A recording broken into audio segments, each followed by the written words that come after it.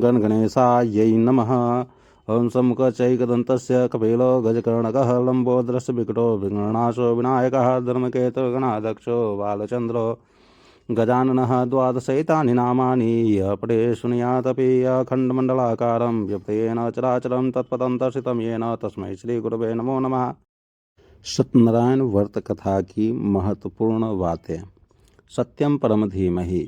सत्य स्वरूप परमात्मा का मैं ध्यान करता हूँ। सत्य स्वरूप भगवान नारायण ही सत्यनारायण हैं। सत्य धर्म की प्रतिष्ठा के लिए उन्होंने सत्यनारायण का अवतार धारण किया और सत्य की स्वीकृति स्थापित की। इस संबंध में भगवान जो लीला किए वह सत्यनारायण कथा या सत्य व्रत कथा के नाम से लोकों में प्रचलित हो गई। यह कथा का श्रवण बहुत लोकप्रिय है और जनता जनार्दन में इसका प्रचार प्रसार भी सबसे अधिक है। भारतीय सनातन परंपरा में किसी भी मांगलिक कार्य की शुरुआत भगवान गणपति की पूजन से एवं उस कार्य की पूर्ण भगवान सत्यनारायण की कथा श्रवण से समझी जाती है। कथा के माध्यम से इसमें मूल सत्य तत्व परमात्मा का ही प्रतिपादन हुआ है और सत्य के व्यवहार द्वारा नारायण की उपासना का मार्ग निर्धारित हुआ है। अंतःकरण की निर्मलता और निश्चय भाव से भगवान की भक्ति का मार्ग प्रतिपद होता है। भगवान को ऐसे ही भक्त विशेष प्रिय हैं। मानसिक अनियंत, वाचिक अनियंत और कार्मिक अनियंत यह सद्म कल्याण मार्ग का सर्वोपरिवाधक है। इसीलिए सभी प्रकार से एक बने हुए विशुद्ध रूप से ही भगवान को प्राप्त करें और ऐसे ही गुरु नर को नारायण बना देते हैं। यही मूल बात इस सत्यनारायण कथा से मुखरित होती है।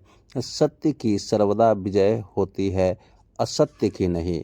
सत्यमेव जयति नानृतम, यह कथा का मूल संदेश है। कथा के संक्षेप में यह बताया गया है कि अति निर्धन विप्र द्वारा सत्यनारायण का संकल्प करके उस प्रतिज्ञा का पालन करने से उसे भगवान की प्राप्ति हो गई। यही स्थिति काष्ठ व्यापारी की भी हुई। इसकी विपरीत सांकेत वानिकी ने अपनी प्रतिज्ञा का पालन नहीं किया, सद्म व्यवहार किया, अंतर्यामी भगवान से असत्य बोला। फलतः उसके और उसके परिवार की गंभीर दुर्गति हुई। फिर करुणामयी भगवान की शरण ग्रहण की तो उसका सर्वविधि अभ्युदय हो गई, उन्हें वैकुंठ की प्राप्ति हुई। इन दृष्टांतों द्वारा हमें सत्य मार्ग के संगति की प्रेरणा प्राप्त होती है। इन सभी कारणों से सत्य या सत्यनारायण की महिमा और यह व्रत कथा बहुत लोकप्रिय है। इसके साथ ही शंका का समाधान भी इस पर कई होते रहते हैं कि भिक्षु, वाणिक्य, काष्ठ व्यापारी, शतानंद, ब्राह्मण, उल्कामुख, टुंध्वज आदि ने कौन कथाएं सुनी थी और वे कथाएं कहाँ से तथा इस कथा का प्रचार कब से हुआ। यथार्थ में यह मूल रूप से भगवान सत्यनारायण के व्रत एवं पूजा का ही विधान है। भगवान की लीलाएं कथा अनंत हैं और उनका श्रवण सनातन ही है। यह कथा व्रत पूजन महिमा परक होती है जो सर्वप्रथम काशी में सुनी गई। यह बात मूल कथा से प्रतिबिंबित है। कश्चित् काशीपुरे रम्ये हर्यासिद विप्रो अति निर्धनः। व्रत एवं पूजा की पूर्णता के लिए भगवान की कथा भी श्रवण करना चाहता हूँ। पूर्व में ब्राह्मण और साधु वाणिक्य ने भी व्रत पूजन के साथ भगवान की लीला कथा का श्रवण किया था। वस्तुतः भगवान की लीला कथा सच्चिदानंद संदर्भ ही है।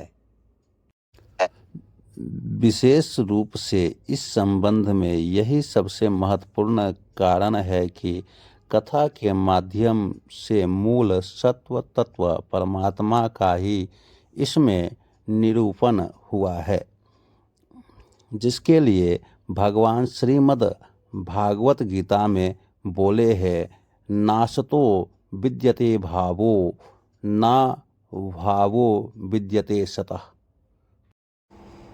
अब आप लोगों से अनुरोध है कि भगवान सत्यनारायण प्रभु का पूजा का मंत्र पढ़ना चाहते हैं तो आगे वीडियो को बार बार रोक कर मंत्र पढ़ना होगा। वीडियो अधिक लंबा हो जाता इस कारण साउंड नहीं दिया हूँ या मंत्र का उच्चारण नहीं किया हूँ। आरती एवं मंत्र पुष्पांजलि के बाद सत्यनारायण कथा आएगा। आगे आने वाली भगवान सत्यनारायण की कथा हिंदी भाषा में होगा। अगर आप चाहे वीडियो साइलेंट मोड में रखकर संपूर्ण कथा पाठ कर सकते हैं एवं पूजा भी कर सकते हैं। इन सभी मंत्रों द्वारा किसी भी प्रकार की मंत्रों में त्रुटि नहीं है, परंतु इस वीडियो में सत्यनारायण पूजा का ही मंत्र है।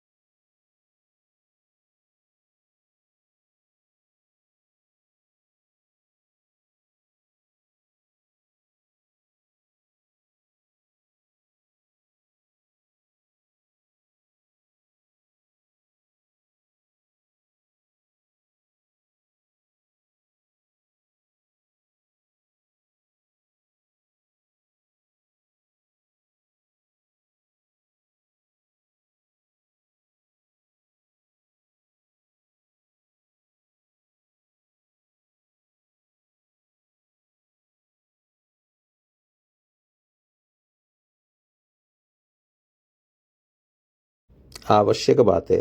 श्री शालिग्राम साक्षात सत्यनारायण भगवान हैं, नारायण स्वरूप हैं, इसीलिए इनमें प्राण प्रतिष्ठा आदि संस्कारों की आवश्यकता नहीं होती।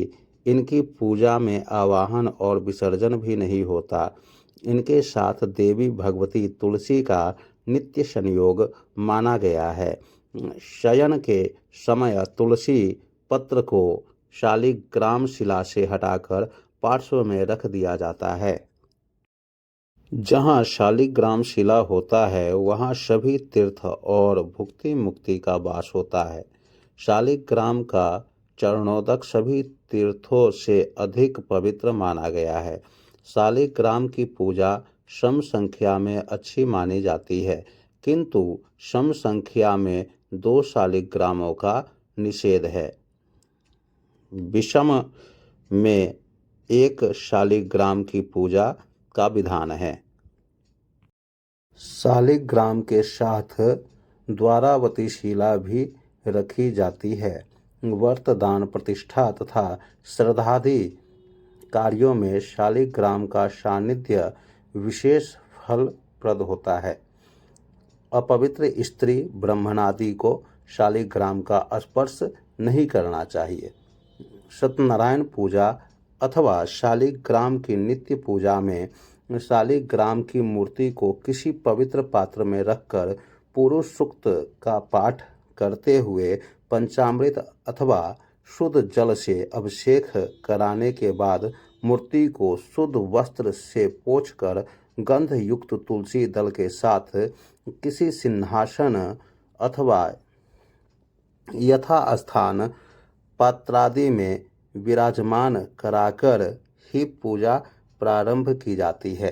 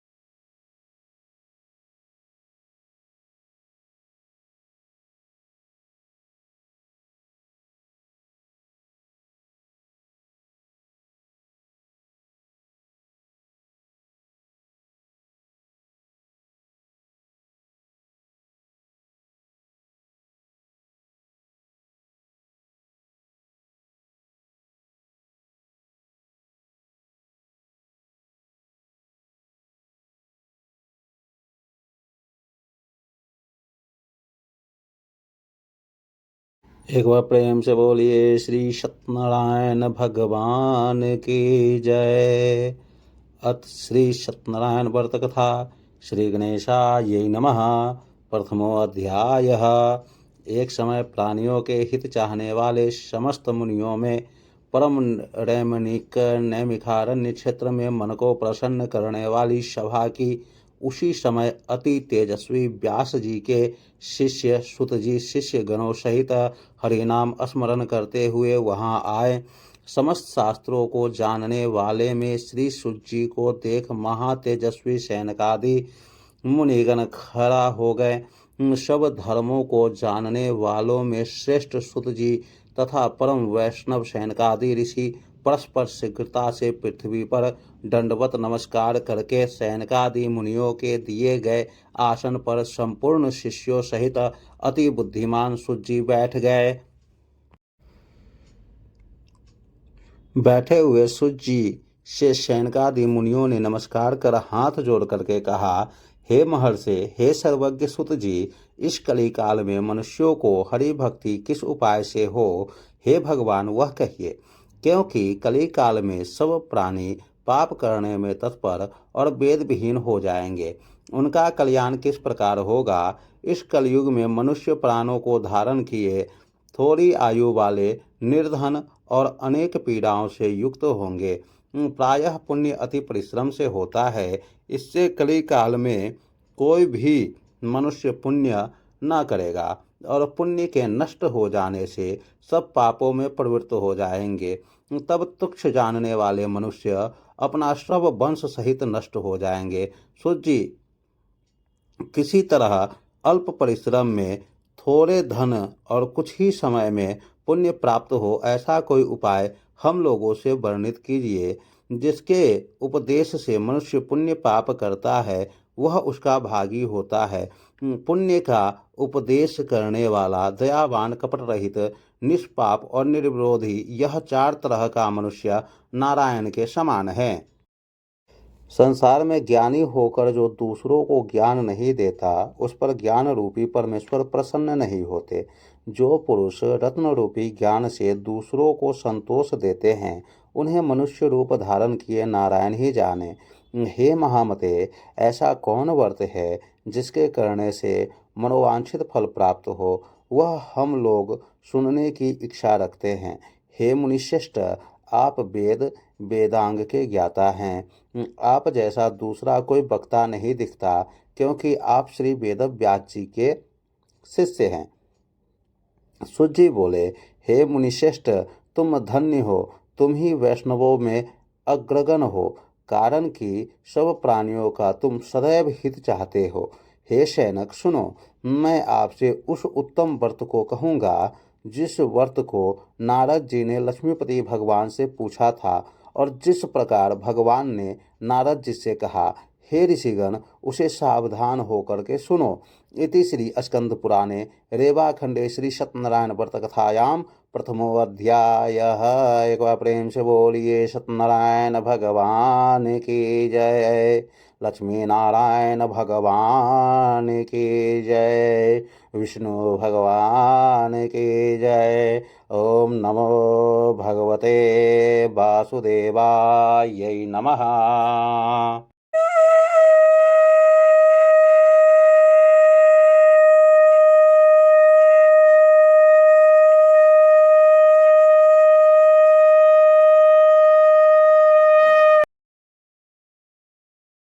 द्वितीय अध्यायः।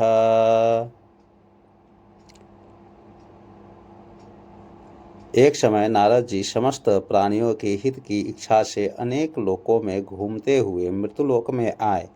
यहाँ उन्होंने देखा कि सब प्राणी अनेक पीड़ाओं से युक्त और अनेक योनियों में उत्पन्न होकर पाप कर्म से दुख पा रहे हैं। यह देखकर यह विचार किया कि इन लोगों का दुख किस प्रकार दूर हो। ऐसा मन में विचार कर विष्णु लोक में चले गए। वहाँ जिनके शुक्ल वर्ण चार भुजाएं, जो शंख चक्र को धारण किया है और जो वर्णमाला से सुशोभित देवेश नारायण हैं, उन्हें देखकर स्तुति करने लगे। नारद जी बोले, हे महाराज, आप वचन और मन से न करने न धारण करने योग्य अत्यंत शक्ति युक्त और निर्गुणात्मक है। हे महाराज, आप सब प्राणियों के उत्पन्नकर्ता और भक्तों के दुख के नाशक है। यह स्तुति सुनकर विष्णु भगवान बोले, हे नारद, तुम किस काम से आए हो? तुम्हारे मन में क्या है? हमसे जो पूछोगे हम वह कहेंगे। नारद जी बोले, हे नाथ, मृत्युलोक में सब प्राणी अनेक योनियों में उत्पन्न होकर निज पाप कर्म से क्लेशित हो रहे हैं। हे भगवान, जिस छोटे उपाय से उनका क्लेश दूर हो वह उपाय मैं सुनना चाहता हूँ।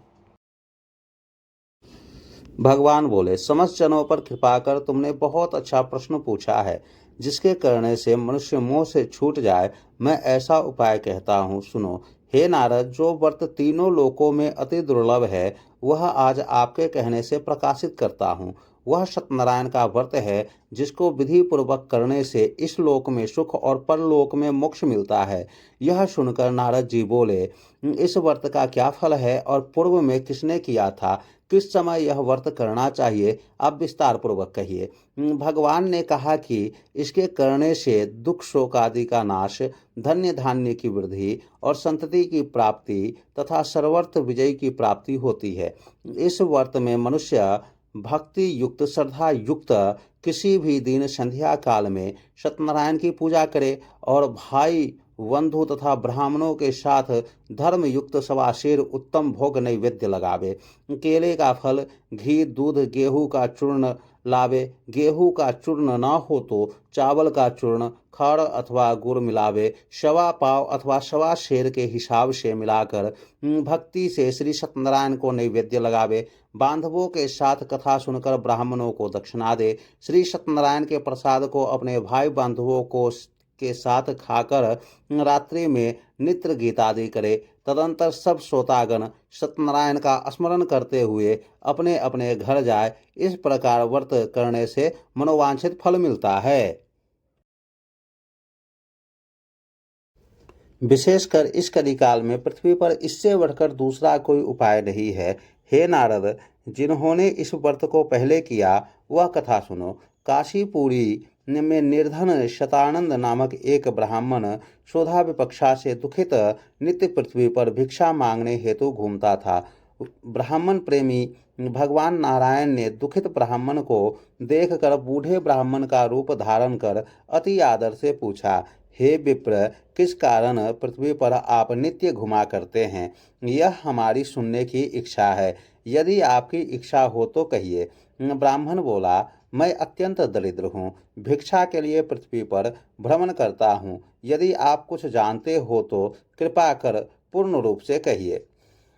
वृद्ध ब्राह्मण बोले, हे द्विजश्रेष्ठ, मनोरथ को सिद्ध करने वाला उत्तमोत्तम श्री सत्यनारायण का व्रत करो, जिसके करने से मनुष्य के सब दुखों से छुटकारा मिल जाते हैं। वृद्ध ब्राह्मण रूपी श्री सत्यनारायण देव ने व्रत का विधान ब्राह्मण को बतलाकर अपने आप अंतर ध्यान हो गए। तदंतर ब्राह्मण शतानंद ने मन में यह निश्चय किया कि मैं कल ही श्री सत्यनारायण का व्रत करूंगा। इसी चिंता में ब्राह्मण को रात भर नींद नहीं आई। सुबह उठकर उसने यह निश्चय किया कि मैं श्री सत्यनारायण का व्रत अवश्य करूंगा।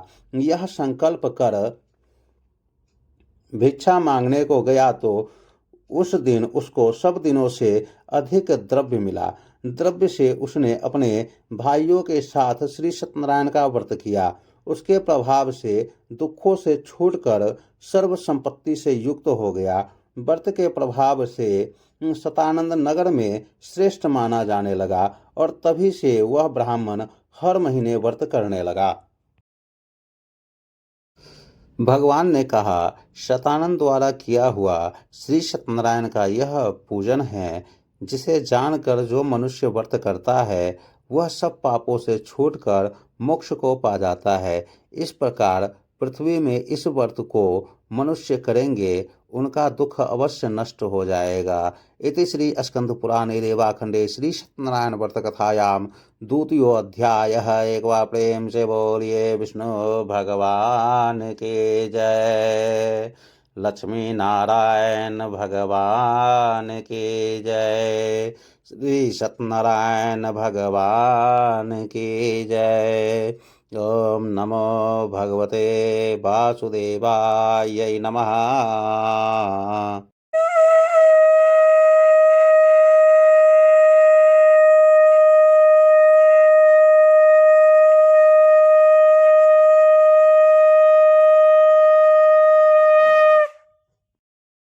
तृतीय अध्याय।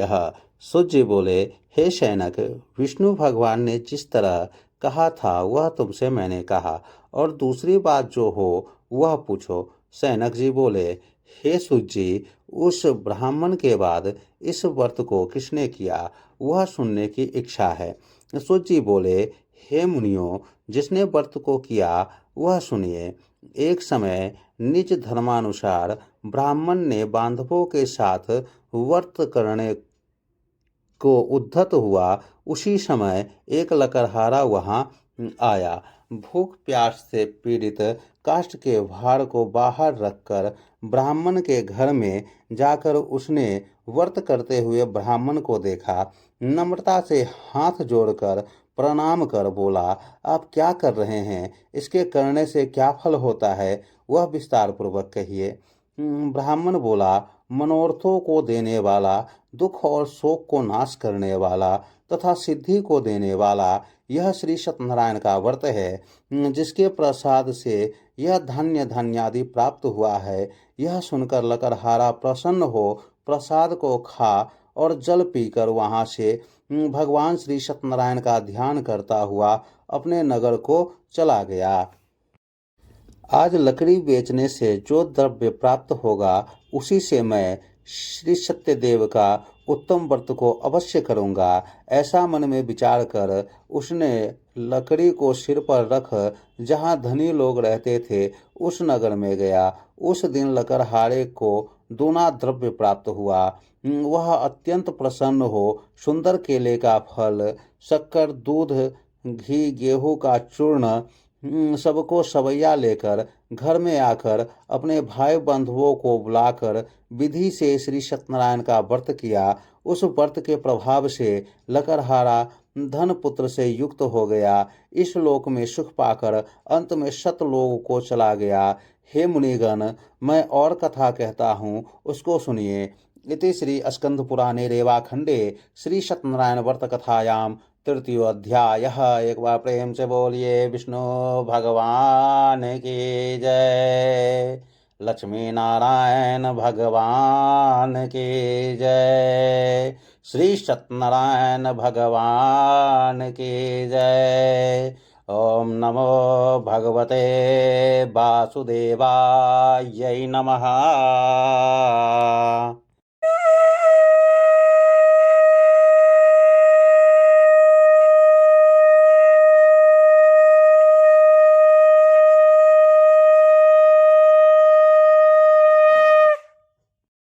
ओम अथ चतुर्थो अध्याय।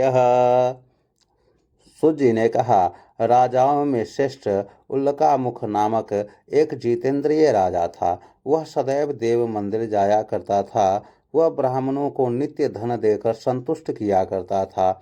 उसकी कमल से सदृश मुख वाली प्रमुग्धा पत्नी थी। वह अपनी स्त्री के साथ भद्रशिला नदी के तट पर सत्यदेव का व्रत करता था। उसी समय वहाँ एक बनिया आया। वाणिज्य के लिए बहुत धन से परिपूर्ण नाव को नदी के तीर पर लगाकर अपने आप तट पर उतर गया। वह राजा को व्रत करता हुआ देख नम्रता से पूछने लगा। साधु बोला, हे राजन, आप यह क्या करते हैं वह हमसे भक्तिपूर्वक कहिए, सुनने की इच्छा है। राजा बोला, हे साधु, यह अति तेजस्वी विष्णु भगवान का पूजन है, जो अपने बांधवों के साथ पुत्रादि प्राप्ति की इच्छा से किया जाता है। तब बनिया नमस्कार कर बोला, हे राजन, इस व्रत को मुझसे कहिए, यह मैं भी करूँगा, कारण कि मेरे भी संतान नहीं है। इस व्रत से अवश्य होगी। वह व्रत की विधि जानकर अपने घर में आकर अपनी स्त्री से यह संतान प्रद व्रत कहा और यह संकल्प किया कि जब मेरे घर संतान होगी तब वह अवश्य श्री सत्यनारायण का व्रत करूँगा। थोड़े ही समय में उसकी स्त्री लीलावती आनंद चित्त से गर्भवती हो गई। उसने 10वें माह में अति निर्मल एक कन्या को उत्पन्न किया। जैसे शुक्ल पक्ष में चंद्रमा की ज्योति बढ़ती है, उसी तरह प्रतिदिन कन्या वृद्धि को प्राप्त हुई। अपनी स्त्री के साथ बनिए ने कन्या का जात कर्म कर कलावती नाम रखा।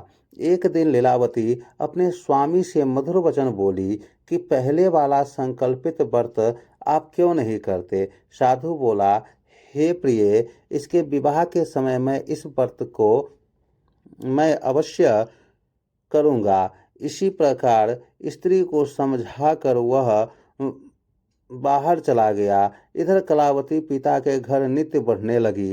एक दिन धर्मज्ञ साधु बनिया ने सखियों के साथ खेलती हुई लड़की को विवाह के योग्य देखा तो दूतों को बुलाकर कहा कि विवाह के निमित्त कन्या के लिए योग्य वर खोज कर ले आओ। साधु की आज्ञा पाकर दूत कांचन नगर में गए। उस नगर से एक वाणिज्य पुत्र को लेकर साधु के पास आए।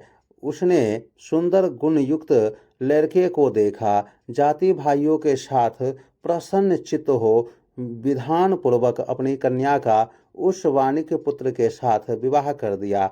अभाग्यवश विवाह के समय भी उस व्रत को साधु भूल गया। तब सत्यनारायण भगवान क्रोधित हो गए। कुछ दिन बाद निज कर्म में अति चतुर साहूकार व्यापार की इच्छा से अपने दामाद को लेकर समुद्र के निकट रत्नसार नामक नगर में जाकर व्यापार करने लगा। इसी समय सत्यनारायण स्वामी ने राजा को प्रतिज्ञा से भ्रष्ट देखकर उसे श्राप दिया कि तेरे ऊपर बड़ा भारी दुख पड़ेगा। उसी दिन चोरों ने राजा के धन को चुरा अपने पीछे देखते हुए साधु की दिशा को चले। दौड़ते हुए राजा के दूतों को आता देख डरकर धन को यहाँ ही रखकर वो अपने आप छिप गए। राजा के दूतों ने साधु के निकट आकर राजा के धन को देखा तो साधु को बांधकर आनंदचित हो राजा के निकट ले जाकर बोले कि हे राजन, 2 चोर लाए हैं, इनको देखकर आज्ञा दीजिए। राजा साधु को देखकर अविचार से आज्ञा दे दिया।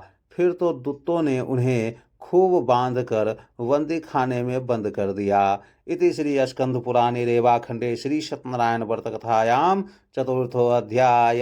एक बार प्रेम से बोलिए विष्णु भगवान की जय, लक्ष्मी नारायण भगवान की जय, श्री सत्यनारायण भगवान की जय।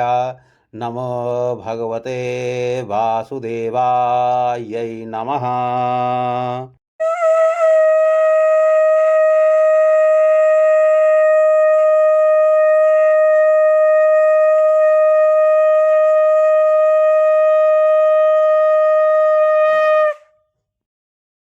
अथ पंचमो अध्याय। सूर्य बोले, सतदेव की माया से चंद्रकेतु राजा ने उन दोनों बनियों के वचनों को कुछ भी न सुना और उनका सब धन ले लिया। श्री सत्यनारायण के श्राप से साधु और दामाद के घर पर स्त्रियां भी बड़ी दुखित हो गई। चोरों ने घर का भी धन चुरा लिया। आधी व्याधि से पीड़ित हो भूख प्यासी लीलावती अन्न की चिंता में घर घर घूमने लगी और कलावती कन्या भी नित्य घूमने लगी। एक दिन रात को भूख से दुखी कलावती एक ब्राह्मण के घर पर गई। वहां सत्यनारायण के व्रत को देख कथा को सुन निज मनोरथ को मांगी और प्रसाद को खाकर कुछ रात गए अपने घर आई। तब लीलावती अपनी कन्या को धिक्कारने लगी, हे पुत्री, इतनी रात तक तुम कहाँ रही? तेरे मन में क्या है? तब कन्या ने माता से सत्य वचन बोली, हे माता, मनोरथों को परिपूर्ण करने वाला श्री सत्यनारायण के व्रत को ब्राह्मण के घर में देखी हूँ। लीलावती कन्या कलावती का वचन सुनकर श्री सत्यनारायण के व्रत करने के लिए उद्यत हुई। पतिव्रता साधु की स्त्री अपने कन्या सहित बंधु बांधवों के साथ श्री सत्यनारायण के व्रत को किया। उसने सत्यदेव से यह दिव्य वर मांगा कि हे सत्यदेव, हमारे पति और दामाद जल्दी घर आवे। मेरे पति और दामाद के अपराधों को आप क्षमा करने योग्य हैं, यतः क्षमा कीजिए। इससे सत्यनारायण स्वामी संतुष्ट हो गए और चंद्रकेतु राजा को स्वप्न दिया कि हे राजन, कल सवेरे ही सज्जन बनियों को छोड़ देना और उनका धन भी जो तुमने लिया है वह दे देना, नहीं तो हम धन पुत्र के सहित तेरा राज्य नष्ट कर देंगे। यह बात राजा से कहकर भगवान श्री सत्यनारायण प्रभु प्रभु अंतर्ध्यान हो गए। तब प्रातः काल के समय राजा निज जनों के साथ सभा में उपस्थित हो मंत्री जनों से यह अपना स्वप्न सुनाकर कहा कि बंधे हुए बनियों को शीघ्र छोड़ दो, ऐसा आदेश दिया। यह सुनकर दूत लोग बनियों को बंदी खाने से छुड़ाकर राजा के निकट लाए और विनय युक्त वचन बोले कि हे महाराज, हम इन दोनों बनियों को बंधन से छुड़ाकर लाए हैं, अब आपकी क्या आज्ञा है। उन दोनों ने राजा चंद्रकेतु को नमस्कार कर पूर्व वृतांत का स्मरण करते हुए राजा चंद्रकेतु से साधु तथा दामाद ने कुछ नहीं कहा। वानिक पुत्रों को देखकर राजा आदर से बोले, अभाग्यवश तुमको बड़ा दुख मिला है, अब आप लोग भय न करना। इस प्रकार राजा ने कहकर उन दोनों के हाथ पैर की हथकड़ी वैरी कटवाकर छोड़ कर्म करवाया। फिर वस्त्र और आभूषणादि देकर बनियों को अत्यंत संतुष्ट किया। पहले जितना धन लिया था उसका दूना धन देकर कहा, अब आप लोग अपने घर जाए। दोनों बनियों ने राजा को नमस्कार कर कहा कि आपकी कृपा से घर जाते हैं। इति श्री स्कंद पुराणे रेवाखंडे श्री सत्यनारायण व्रत कथायाम पंचमो अध्याय। एक बार प्रेम से बोलिए विष्णु भगवान की जय, लक्ष्मी नारायण भगवान की जय, श्री सत्यनारायण भगवान की जय। नमो भगवते वासुदेवाय नमः।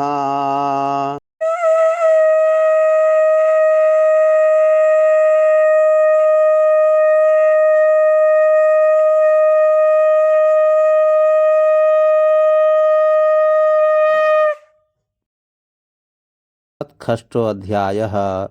सूजी बोले, साधु भगवान का मंगलाचार पूर्वक पूजा कर ब्राह्मणों को धन देकर निज नगर को चला। कुछ दूर जाने पर श्री सत्यनारायण देव ने वैश्य की मन की बात जानने के लिए पूछा कि तुम्हारे नाव में क्या है। मदोन्मत्त महाजन बनिया हंसकर बोला, दंडनीय, यह क्यों पूछते हो? क्या धन लेने की इच्छा है? मेरी नाव में लता पत्रादिक है। तब दंडी ऐसे वचनों को सुनकर बोले कि तेरा वचन सत्य हो। ऐसा कहकर अपने आप समुद्र के पास बैठ गए। दंडी के चले जाने पर नित्य क्रिया कर नाव को ऊपर उठा देख साधु को आश्चर्य हुआ। ज्यों ही उसने नाव में लतादिक देखा त्यों ही मूर्छा को प्राप्त हो भूमि पर गिर गया और सचेत होने पर अति चिंता करने लगा। साधु से दामाद बोला कि व्यर्थ शोक क्यों करते हो? वो ही दंडी महाराज ने श्राप दिया है, वे सब कुछ कर सकते हैं, इसमें संशय नहीं। इसीलिए उन्हीं की शरण में चले, क्योंकि मनोरथ उन्हीं से सिद्ध होगा। साधु दामाद के वचन सुनकर दंडी के पास गया और दंडी को प्रणाम कर भक्ति से देखकर आदर युक्त वचन बोला, जो मैंने आपसे कहा था उस अपराध को आप क्षमा कीजिए। यह कहकर बारंबार नमस्कार कर शोकाकुल हो गया। तब दंडी उसको रोते हुए देखकर बोले, रो मत, मेरे वचन को सुनो। तू मेरी पूजा से सदा मुंह फेरे रहता है और मेरी इच्छा से हे द्रुपदे तुम्हें बारंबार दुख मिला है। भगवान का यह वचन सुनकर साधु स्तुति करने लगा। साधु बोला कि हे स्वामिन, आपकी माया से मोहित ब्रह्मादि देवता भी आपके बड़े अद्भुत गुण और रूप को नहीं जानते। आपकी माया से मोहित मैं मूढ़ख आपको कैसे जान सकता हूँ। अतः हमारे ऊपर प्रसन्न हो जाएं। मैं यथाविधि विस्तार से आपका पूजन करूँगा। मैं आपके शरणागत हूँ। मुझे पहले वाला सब धन दीजिए। उसके भक्ति युक्त वचन सुनकर भगवान संतुष्ट हो गए और मनोवांछित वर देकर वही अंतर्ध्यान हो गए। साधु नाव को धन से परिपूर्ण देख उस पर चढ़ गया। सत्यदेव की कृपा से मनोरथ पूर्ण हुआ। यह बात अपने सज्जनों से कह यथाविधि पूजन कर सत्यदेव जी की कृपा से बड़ा हर्षित हुआ। नाव को यत्न से सहेज कर अपने देश को चल दिया। अपने नगर के समीप साधु आकर दामाद से कहने लगा कि वह मेरी रत्नपुरी देखो। ऐसा कहकर उसने धन की रक्षा करने वाले दूतों को वहां से भेजा। वह दूत नगर में जाकर साधु की धर्मपत्नी को देखकर प्रणाम कर बोला कि ग्राम के निकट दामाद सहित साहूकार बहुत से इष्ट मित्रों और धन के साथ आ गए हैं। दूत के मुख से ऐसे वचन सुनकर साधु की स्त्री बड़ी हर्षित हो सत्यदेव का पूजन कर कन्या से कहने लगी कि मैं जाती हूँ, तुम भी शीघ्र व्रत समाप्त करके आओ। लड़की इस प्रकार का वचन सुनकर जल्दी ही व्रत समाप्त कर प्रसाद को भूल से न खाकर अपने पति को देखने चली गई। इससे सत्यदेव ने क्रोधित होकर उसके पति को नाव सहित जल में डुबो दिया। कलावती कन्या अपने पति को न देखकर बड़े शोक से रोती हुई भूमि पर गिर पड़ी। साधु ने कन्या को अति दुखित देखकर डरे हुए मन से कहा, यह क्या हुआ? और नाव चलाने वाले भी चिंता करने लगे। तब लीलावती कन्या को दुखित देख अति विलव होकर रोने और अपने पति से कहने लगी कि इसी क्षण नाव के साथ वो कैसे अलिक्षित हो गए।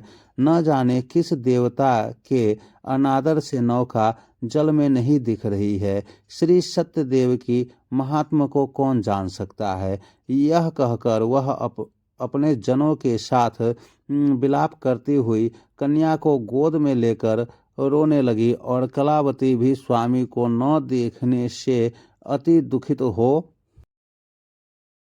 पति की पादुका लेकर सती होने की इच्छा करने लगी।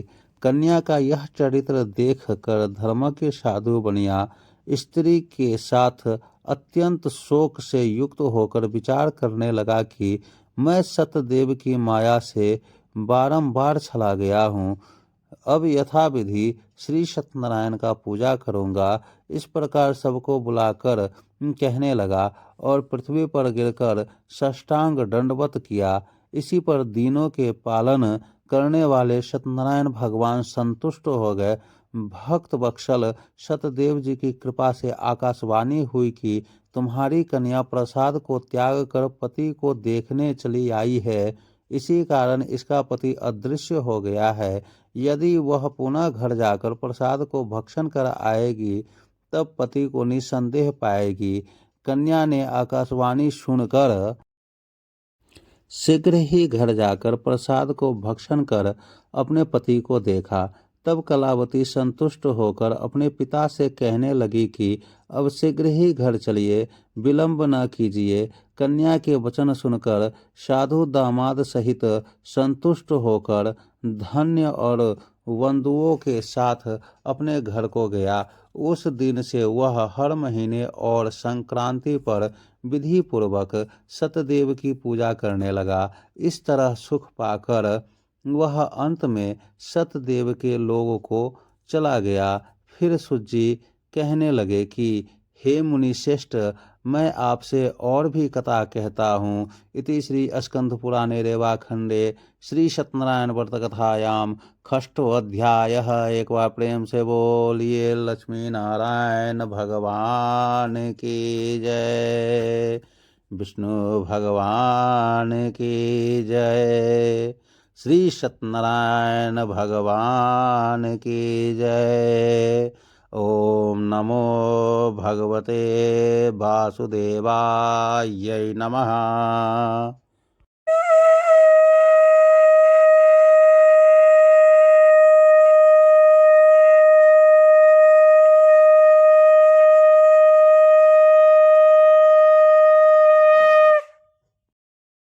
अथ 7वां अध्याय। सूत जी बोले, प्रजा पालन में तत्पर एक टुंडध्वज नामक राजा था, जिसने सत्यदेव के प्रसाद को त्यागने से अति दुख पाया। एक दिन उसने वन में जाकर मृगादि अनेक पशुओं को मारा और पीछे आकर बट वृक्ष के नीचे श्री सत्यदेव भगवान की पूजन को देखा, जिसको गोप लोग बंधु बांधव युक्त संतुष्ट चित्त से कर रहे थे। अहंकार में राजा वहां गया, न सत्यदेव को प्रणाम किया। जब वो गोप राजा को प्रसाद देने लगे तो राजा ने प्रसाद नहीं लिया। तब गोप वहां प्रसाद को रखकर चले आए। राजा ने प्रसाद का अनादर किया। इस तरह प्रसाद का अनादर करने से उसने अति दुख पाया। उस राजा के 100 पुत्र थे, वे मर गए और धन्य धान्य भी नष्ट हो गए। तब राजा ने अपने मन में विचार किया कि सत्यदेव ने ही धन नष्ट कर दिए हैं, इसीलिए मैं वहीं जाऊं जहां पूजन हो रहा था। यह विचारा और वहां जाकर अहिरों के साथ भक्ति युक्त श्रद्धा युक्त होकर विधि से उसने सत्यदेव का पूजन किया। तब सत्यदेव के प्रसाद से धन पुत्रादि युक्त हुआ और इस लोक में सुख पाकर अंत में सत्यलोक को गया। जो प्राणी अति दुर्लभ इस सत्यदेव के व्रत को करता है और भक्ति युक्त होकर पवित्र फल देने वाली कथा को सुनता है, उसको सत्यदेव के प्रसाद से धन्य धान्यादिक प्राप्त होते हैं। दरिद्र धन पावे, कैदी छूट जावे, भार्यात भय से छूटे, इसमें कोई संशय नहीं है। इस पुनित व्रत को करने से प्राणी सदा सुख पाकर अंत में सत्यदेव के लोक में जाता है। सूर्य कहते हैं, विप्रो, मैंने सत्यनारायण प्रभु के व्रत को आप लोगों से कहा, जिसके करने से मनुष्य सब दुखों से छूट जाता है। विशेषकर सत्यदेव की पूजा कली काल में फल देने वाली है। उन्हीं को कोई काल, कोई सत्य, कोई परमेश्वर, कोई सत्यनारायण, कोई सत्यदेव कहेंगे। सत्वरूपी विष्णु सनातन कलयुग में अनेक रूप धारण कर सबको वांछित फल देने वाले होंगे। हे मुनि श्रेष्ठ, जो प्राणी इसको पढ़ता या सुनता है, उसके संपूर्ण पाप सत्यदेव की प्रसाद से नष्ट हो जाते हैं, इसमें कुछ भी संशय नहीं है। इति श्री स्कंद पुराणे रेवाखंडे श्री सत्यनारायण व्रत कथायाम 7वां अध्याय। एक बार प्रेम से बोलिए, नमो भगवते वासुदेवाय नमः। एक बार प्रेम से बोले, श्री सत्यनारायण भगवान की जय। लक्ष्मी नारायण भगवान की जय। विष्णु भगवान की जय। ओम विष्णवे नमः। ओम विष्णवे नमः। ओम विष्णवे नमः।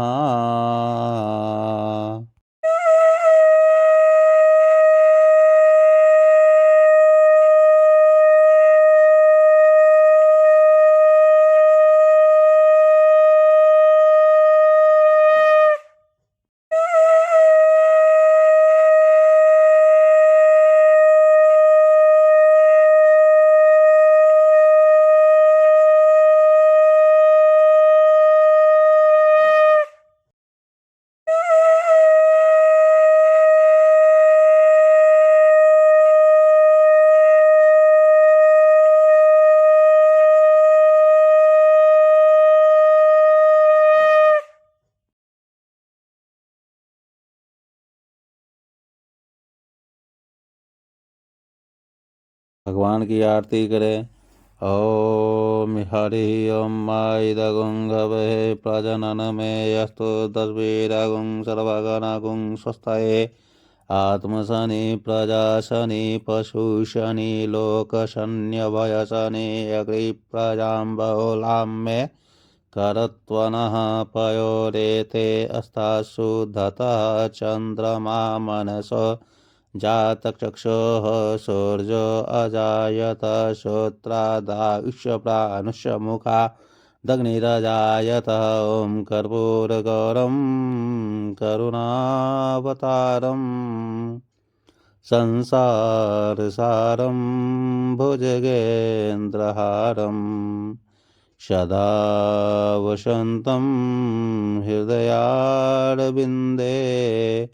भवं भवानी सहितं नमामि। आरती की जय सत्यनारायण स्वामी जी की। हरिहर भारती करो शांतन सुखती। जय हो पहली आरती पुष्प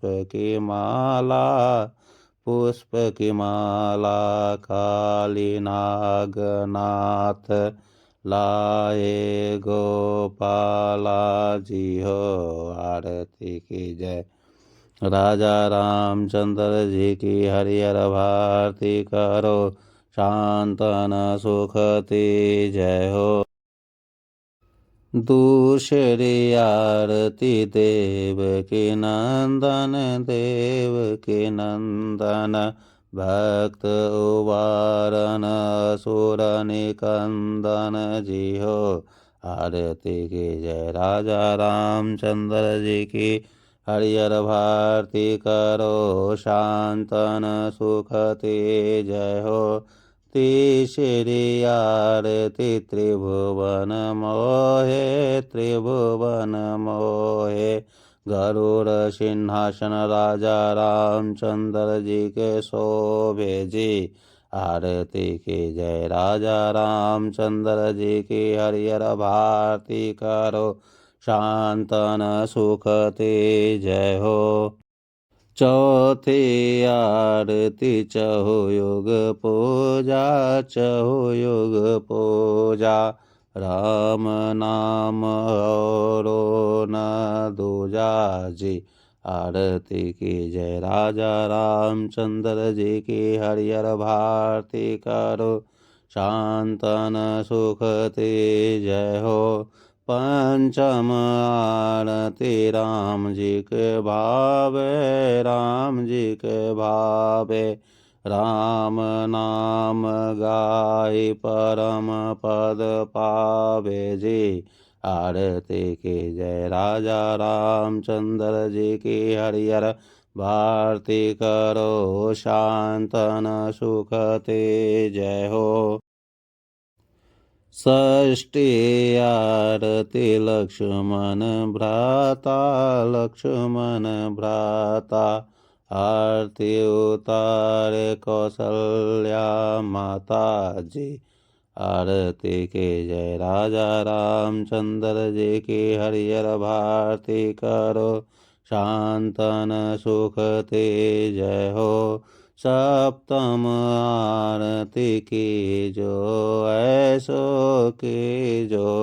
ऐसो धूर्म प्रहलाद विभीषण जैसो जी।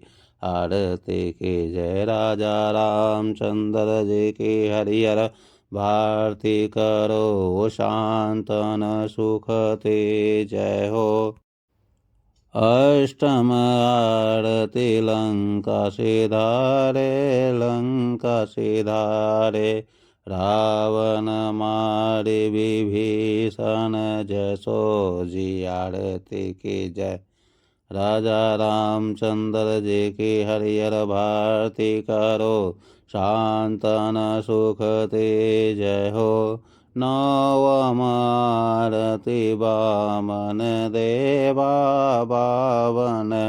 देवा बलि के द्वार करत हरि सेवा जी। आरती की जय। राजा रामचंद्र जी की। हरिहर भारती करो शांतन सुखते। जय हो। कंचन थाल कपूर की बाती, कपूर की बाती, जगमग ज्योत जले सारी राती जी, आरती की जय। राजा रामचंद्र जी की हरिहर भारती करो, शांतन सुखती जय हो। जो राजा राम जी की आरती गावे, आरती गावे, वसी वैकुंठ परम पद पावे जी, आरती की जय। राजा रामचंद्र जी की हरिहर भारती करो, शांतन सुखती जय हो। सत्यदेव प्रभु की आरती, सत्यदेव प्रभु की आरती, सब मिली प्रेम से गावे जी, आरती की जय। राजा राम चंद्र जी की हरिहर भारती करो, शांतन सुखते जय हो, आरती की जय। राजा रामचंद्र जी की हरिहर भारती करो, शांतन सुखते जय हो। त्वमेव माता च पिता त्वमेव, त्वमेव बन्धो च सखा त्वमेव, त्वमेव विद्या द्रविणं त्वमेव, त्वमेव सर्वं मम देव देव। ॐ नमो भगवते वासुदेवाय नमः।